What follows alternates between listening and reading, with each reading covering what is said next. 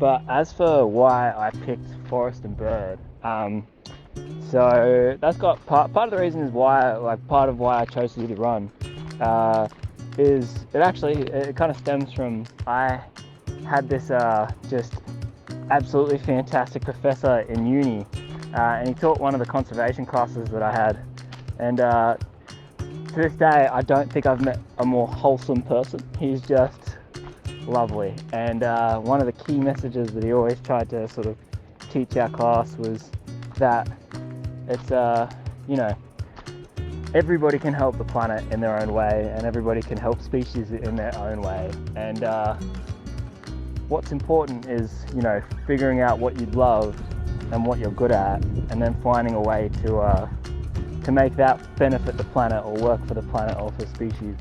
And so I'd been sort of thinking about doing some sort of big thing for a while, and then I sort of was thinking about what this professor had said, and I was like, oh well, why don't I sort of take trail running and adventuring and see if I can't try and use it to maybe spread a little bit of awareness, raise a little bit of money for some of the incredible landscapes that I'm gonna and sort of birds that I'll be sort of running past, and and so that kind of led me to forest and bird. I one of my buddies, Dennis, he worked for Doc for a long time, and I just basically reached out to him, and I was like, oh, like I'm doing this thing, I want to raise money for a specific organisation. Do you have any you would recommend in New Zealand? And he was like, yeah, forest and bird, 100%. They're definitely one of the best ones out there. And so, yeah, I looked them up and got really excited because they just seem to do such incredible conservation work, and yeah, it just seemed like the one to go for. As for what surprised me and what did I learn, oh God, I honestly couldn't count. There were so many things, but I think going into this, probably the biggest one, well, there's a couple, but one of the biggest ones was just, you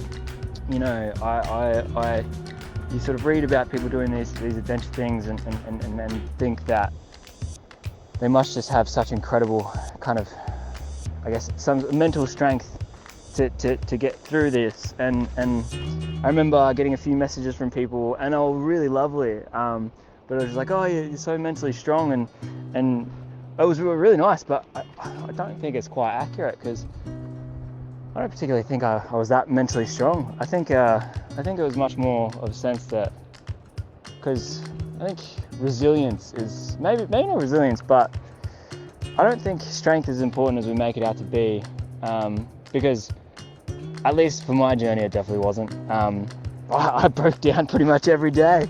There was multiple times where I had sort of breakdown in tears, and sort of my dad had to help sort of put me back together. But I don't think that's quite. I think it's not about not breaking down. I think everybody's gonna have moments in their life and times where they're faced with struggles, and it's just a part of being human. You need to let yourself have those breakdowns, let yourself feel all those emotions, and that's okay. And it's and it's sort of after you've let yourself feel those things, if you can sort of if you've got a good enough reason to sort of once the sort of breakdown's passed, to kind of pick yourself up and keep going. And I think that's much more important. That mental resilience, much more important over strength any day. And I don't think I could have done that if it wasn't for the people, and especially my dad. My God, like if there's one lesson to take away, it's to choose your support team well, because they're going to be with you every step of the way, every breakdown, every moment. They're just going to be there. And if you've got somebody that's just an endless source of positivity, and no matter what's going on, will help you figure out a way around it, that's worth its weight in gold. And on top of that, just all the messages and the people that would reach out, and just even just little things that just give you a reason to smile when you're feeling so down. It can honestly flip an entire day. can turn what feels like an absolutely miserable day into one of the best. And I had that so many times from so many people reaching out. It was just fantastic. I think, yeah, oh God, that's few too many things I think I've learned, but yeah, support from people goes so much further than you ever think it does.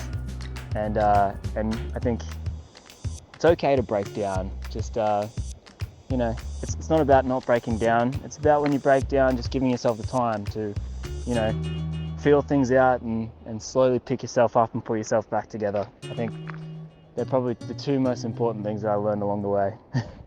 I hope you can use some of that. And if you can't, let me know, and I'll be more than happy to try and come up with some other things. But I just wanted to say again, thank you so much. I'm stoked. Both me and Dad just, yeah.